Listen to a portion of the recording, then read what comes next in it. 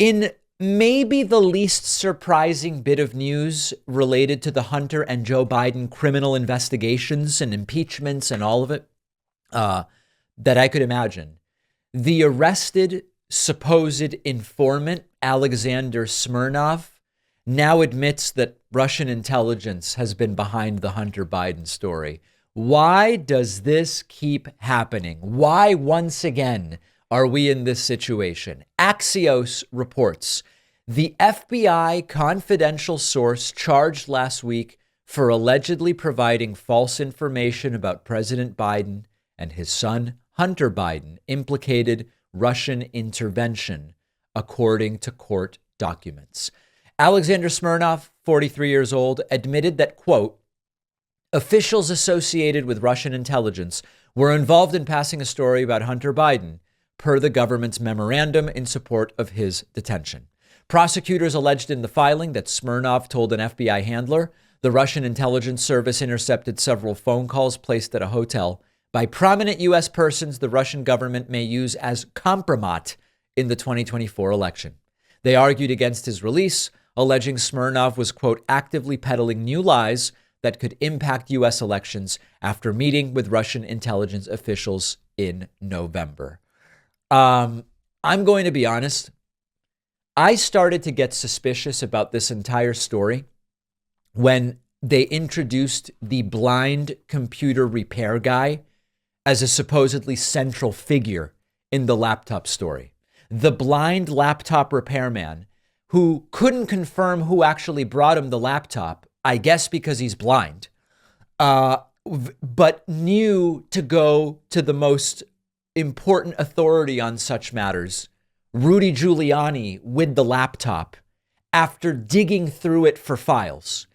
That is so ridiculous at its face that's when I started getting suspicious about this story. And if you zoom out a little bit, did we really need to hear about this related to Alexander Smirnov? The idea is that the son of a former vice president and supposed multi-millionaire from all of his deals with Ukraine and with China, his only option to get his laptop fixed is to go to some hole-in-the-wall Delaware computer shop with incriminating files on the laptop and risk them being found, as opposed to the fact that the Bidens would have someone they can call for tech support who would be sensitive to the potentially sensitive documents on their laptop. No, he just goes to the blind hole-in-the-wall computer repair guy who happens to be able to get Rudy Giuliani to come take a look at the hard drives on a whim. None of it really makes any sense. And so I understand that some will react to, well, listen, Smirnov was arrested for making up the story, and now you believe him that Russian intelligence was feeding him some of the story? Why would you now believe a guy that lied, supposedly? Things get very real once you get arrested, okay? And there's no reason now, after being arrested, that he is going to make this up. Doesn't really make sense to me. So obviously, anytime you mention the word Russia, you've got a huge contingent of people on the right and a smaller contingent of people on the left who go, no, these are obvious lies. You can't believe it. These aren't trustworthy people. Anything Russia related is just trumped up. Okay, well, let's follow the documents and let's also consider how ridiculous this entire story was from the beginning. I want to hear from you. Do you believe this?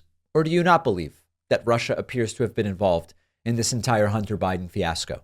Do you believe that now Alexander Smirnov has some reason to lie when he's already been arrested for the things that he said that weren't true? Let me know your thoughts.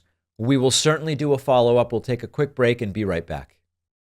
If you could use a little help meeting your weight loss goal for 2024, give our sponsor, PhD Weight Loss, a call. They've been doing some amazing things for people.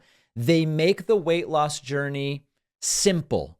They do one-on-one coaching with their certified team of compassionate, encouraging dietitians. PhD Weight Loss helps real people get results through lifestyle modification based on protocols from successful clinical trials.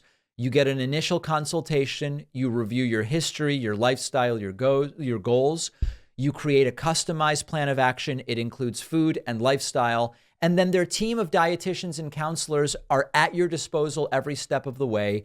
If weight loss is something you're working on, check out PhD Weight Loss. No severe calorie restriction, no medications, pills, or supplements, unsustainable exercise routines, none of that stuff. PhD Weight Loss has an approach that focuses on behavioral change, nutrition education, and they take an overarching holistic approach to your body and habits. The founder, Dr. Lucas, is offering a free workshop just for my audience on February 29th at 3 p.m. Eastern, where you can learn more about PhD weight loss, why weight gain isn't your fault, evidence-based approaches you can implement on your own right away to improve your health. Sign up for the free workshop at davidpakman.com/PhD. They've helped over 7,500 people drop weight. You could be next. The link is down below.